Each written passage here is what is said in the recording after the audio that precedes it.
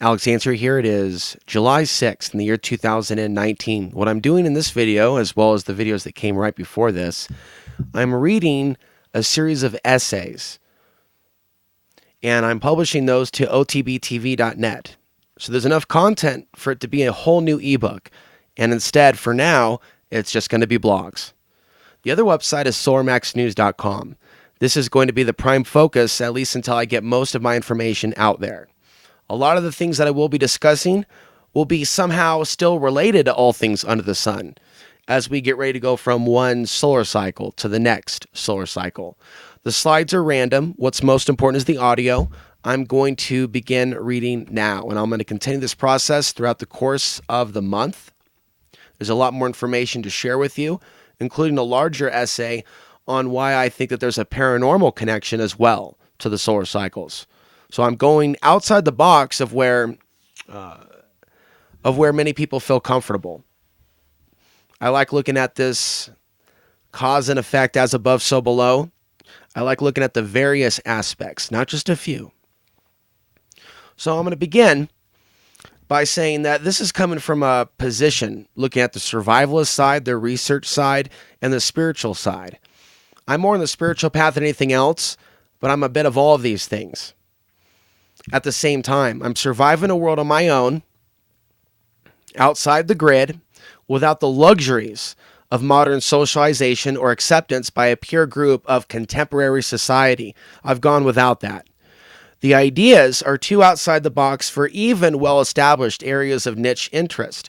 So I've been many things to many people in a world where perception is different from person to person. And this could be perceivably good or bad. Experience has taught me that it can be challenging to present all sides of myself to all people at the same time. Often there's misunderstandings or disappointments if someone's research and views don't fit inside a box or area of specialty that doesn't deviate into other views or studies. Neither I nor my ideas have ever fit calmly and neatly into a box. So I won't attempt it now, but to embrace the different sides of myself, the different ideas that I express with regards to the sun. One cannot be all things to all people. I learned that years ago when leaving Portland, Oregon, but the idea was reinforced as I continue to share my outside-the-box views with an online audience, and to understand that many people are not going to accept all those sides of myself, regardless of the day and age. However, there are periods in the solar cycle when people are more receptive to new ideas, or the frequencies of high energy beings, or outside the box thinkers, more receptiveness. I'm constantly alluding to these cycles and their influence over consciousness when people are receptive to certain things, and maybe periods in which people are not receptive. For example, one decade may be very unsuccessful for a certain city to have a new eclectic restaurant that fuses the best ingredients from the east to the west. But times can change things. And what was once very unpopular and misunderstood could transform into one of the most popular restaurants or food carts in town. Okay, the same thing could be said about how humans are valued or their information on any given topic. Society embraces the new ideas when it's in the cycle in which it's ready to understand them. We're getting ready to express what needs to be expressed in the next cycle. In the cycles in my life, or the various lifetimes within my lifetime, I've experienced where the focus may have leaned more towards one of these labels or descriptions, i.e. survivalist, as if I was meant to fully know what it was like to play that role, then to evolve beyond it by walking away from it or ending one means of expressing myself or living a certain way. For example, in the early years of OTB TV, I leaned more towards research, with some clear spiritual overtones in my message, yet there was still much room for personal life improvement, as well as completing my plans to escape Portland, Oregon, the movie that hasn't been made but probably should. Later on in life, personal survival of mind, body, and spirit took priority as economics, civil unrest, and other factors contributed to periods of research and production taking a backseat. Now, in the same way that the Tibetan Buddhist monk may create a work of art through some sort of mandala and then brushing it away with a stroke of a hand, signifying the constant changing nature of all things. I walked away from previous platforms as well as radio shows, more than one, in order to express that other less expressed or fulfilled side of myself, waiting to experience new teachings and understandings in new places. So while residing in Dallas, Texas in 2012, the summer of 2012, Doomsday Preppers contacted me about the potential of appearing on their program, but they want to know more about my plans, my cachet, etc., etc. Solar flare researchers will recall that the Earth was almost hit with a monster X-class solar flare around July. It missed the planet. So maybe they were suspiciously also responding to the changes, or I would rather say subconsciously responding to the changes, to the subtle changes in the atmosphere. People get more, I would say, preparedness-minded when we go through these solar cycles. Okay, so for some people, it can manifest as straight-up catastrophophobia, but I'm saying like there may be good reason why some people are getting prepared during certain periods. But it doesn't necessarily mean that it's all hitting the fan because our bodies are feeling it or feeling something. So it's important to know how we're affected by the solar cycles. And so I think that there was a lot of interest at that time with the rise of the solar cycle on preparedness, and thus the TV shows and the popularity around those TV shows were feeding on that loop of energy, if that makes sense. Okay. So yeah, they weren't interested in having somebody like me on, which is good, because I'm not interested in being on really big shows that are based on the superficial. It's more obvious to see that about that show. But I would say that perhaps my commentary on having more faith in God is what may have alienated them. More faith in a creator than a weapon or a massive food supply. That's the comment that may have lost their interest. Various potential media contacts would come and go in my life, mostly in response to the spiritual commentaries on the nature of the soul bound to this world and our need to align with the true light of this world in order to evolve beyond this matrix. This has been a long-standing statement of mine. The true ascension to me is a soul-based one, not one like something out of a movie or some sort of a conference promising great change in the next couple of years. That's not what I'm getting at. I'm talking about our soul. Years later, I would come to appreciate that my honest nature alienated those that had opposing value systems and motivations. And so in the early days of OTB TV, there was a lot more of my content was straight conspiratorial all the way around. And I think that's why it was more popular then. It had less of a spiritual overtone. In turn, spirituality and faith in the cosmos, or a great spirit, also known as God, was explored more within me as my travels progressed. Ultimately, it was God that I had to lean on every step of the way. It wasn't humans. There may have been humans that aided me in simple steps. That's because the Creator put them there, in my opinion. And it's also my opinion that even if the Creator sends someone to be of assistance during one period of time, it doesn't mean that they will feel called to be of assistance or a friend later. But something about that moment, the magic of the moment. And sometimes we may be called to help someone in an emergency. Something can happen in the streets right in front of us that we may be able to help with. And we should be aware when we're out and about. The turnover of those desiring to be in my inner circle of trusted friends began to flux with acceleration, syncing closely with other interchanges in my perception and content. Without the trusted allies I desired in my corner or community, I was forced to explore the dimension of firm belief in my ability to survive dangerous situations most people will never take the chance to experience. This includes, by the way, negative 30-degree temperature, choosing to stay somewhere off the grid in a certain part of Colorado that gets into sub-zero temperatures.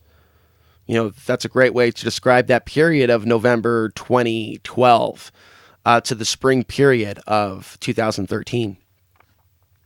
I believe that my media activism and outreach was cosmically aligned with the right path for my soul.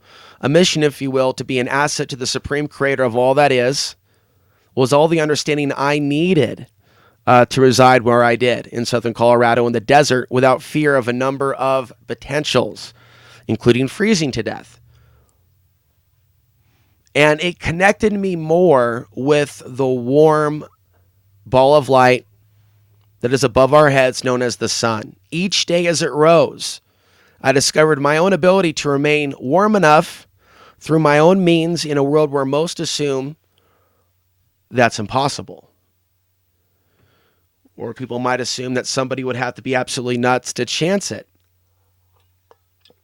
Sometimes in life, people don't have a choice. Maybe during some times in life, we're tested and we're given all that we need to survive. We might even be more capable than we thought. When I discovered that the world didn't care very much about what I was able to survive or overcome with less, new research flooded into me through the life experience and data online that spiritually society was hurting and very much out of touch with the natural ways. I would then see clearly in society how clothing attire and Facebook avatars are often used in society to project oneself as a, quote, light worker, outside the box thinker, or would-be virtual off-gridders were used as masks to project one's ego through the digital social media spectrum. I just try to break down that sentence in the essay, how a lot of people have fronts with regards to a lot of things when it comes down to actually building community and whatnot. Going back, Facebook would soon be seen as the ultimate drain on energy and focus, as the platform has seemed to promote obsessions with rotating political memes and tiny house pictures from others, living vicariously through others, to a whole new transhumanistic level. Faced with the experiences and ideas falling on deaf ears, the experience of life's judgment helped me to align with the true forces of the cosmos and creation at the core of our universe, which I now consciously serve with intention. I aim to be an asset of the Creator and to improve where improvement is needed. Proper alignment with the true light that we serve, helps the philosopher to survive society's wrath.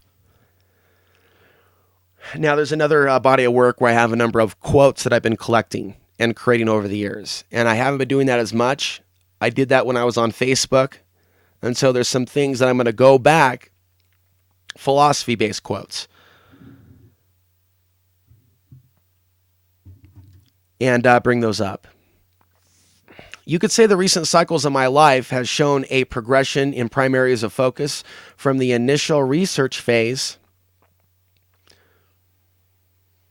to the more direct survival experience while living off the grid, away from conventional luxuries of society, to wherever I'm going to be going now in the next cycle.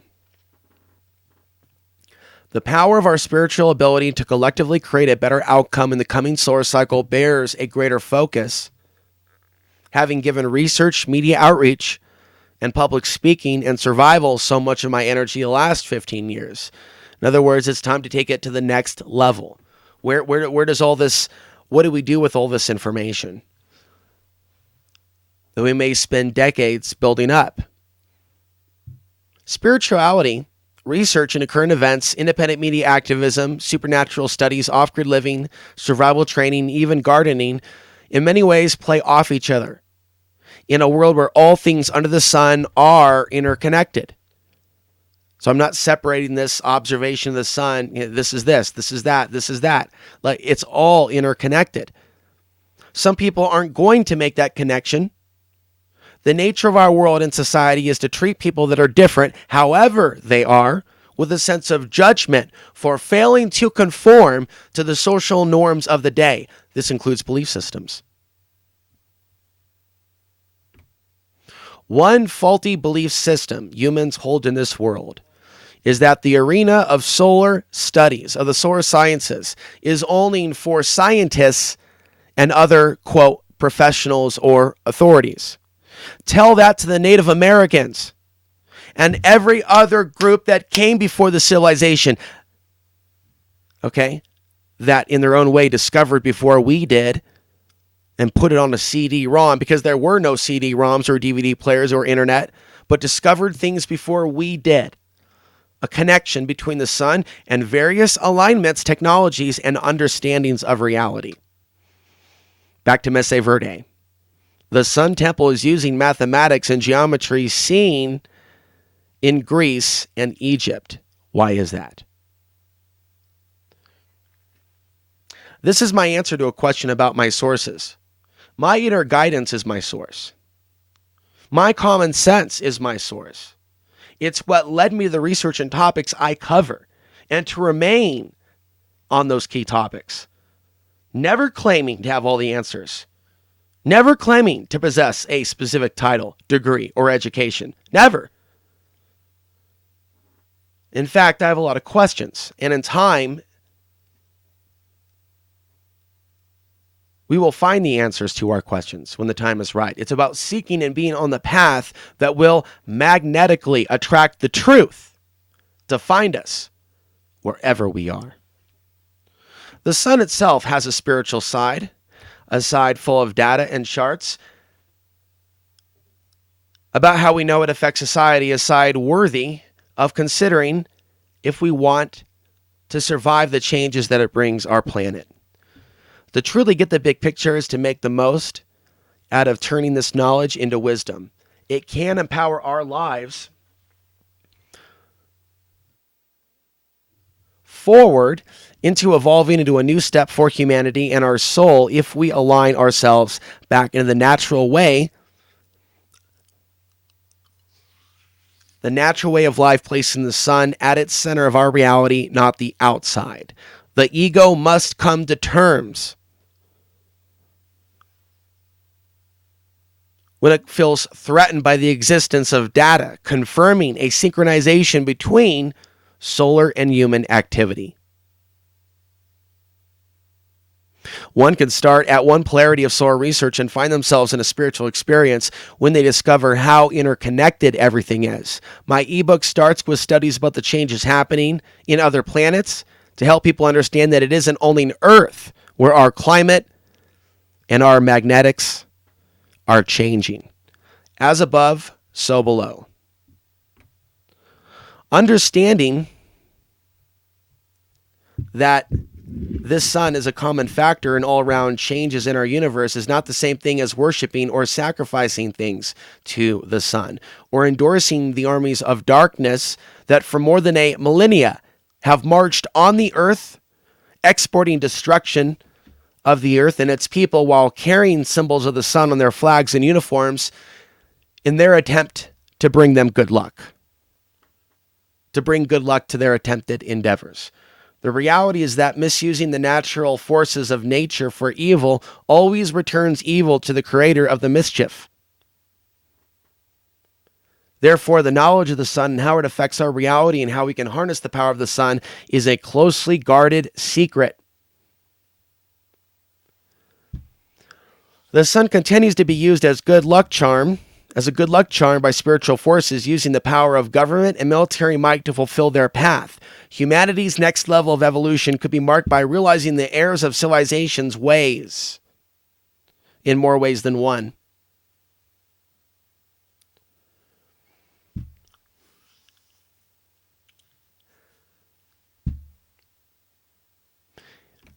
Humanity's next level of evolution includes the expression of open public dialogues among the people of Earth, regardless of race, language, or country of origin. An interconnected research community working to use this data for the highest good would truly be a group soul in disguise trying to free itself from the madness of ignorance and the misuse of power. Remember, there's the group soul, then there's the group mind, which is easily falling under control of those that wield influence. A more enlightened society in the future would do well to take the best knowledge available about the sun and attempt to brainstorm together as a focused group and think tanks that will leave their competitive ego nature at the door aside so they can determine how the information can best be applied to help society move forward in a time of civilization's collapse. Research into ways people are surviving without the grid at present could be its own spiritual experience as one frees themselves from the grid itself. Their consciousness may, too, choose to pull back from the consensus reality. However, few go that far to disconnect from the hive mind collective, and popular political thought form narratives now carry an energetic life form of their own. Thought forms, bubbles.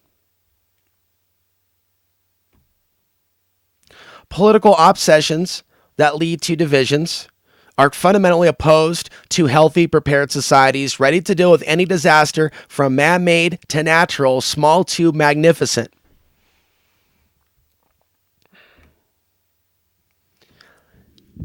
As civilization is humbled by major changes in the sun's radioactive output, so too can the human soul be as free itself. So too can the human soul be free by looking beyond what's around us for life itself. Thinking outside the box. What we are being taught to fear in the mainstream media and much of the alternative online press are not always the things that we should fear. How do we know that the possible coming changes in the sun might be about to give our misdirected civilization a much needed reset and period of healing and spiritual growth, and perhaps not as much material growth, which previously our collective society received an abundance of? Crop production can be seen as one form of this material manifestation.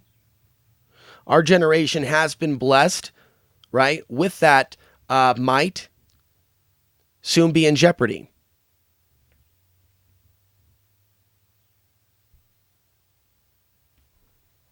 The amount of food that we have been able to grow for so long and export around the world, just pausing here for a minute as we look at the news about the crops, it's not total Armageddon, but it's like we're entering into a time to where we're dependent on so much growing.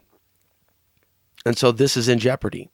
The changes of the sun continue to bring various frequencies and vibrations of various highs and lows throughout both the maxima and minima portion, like a perfect yin-yang sphere, symbol of life's dual nature. Okay, this completes this video. I'm going over some essays that I put together when I took the time off YouTube. And so for me, it's about focusing on the most important thing. As we go through this eclipse, as we are in the aftermath of it, after 15 years of creating content, as we come closer to Solar Cycle 25, there's a lot of information that I believe is becoming more relevant. I'm Ansary signing off.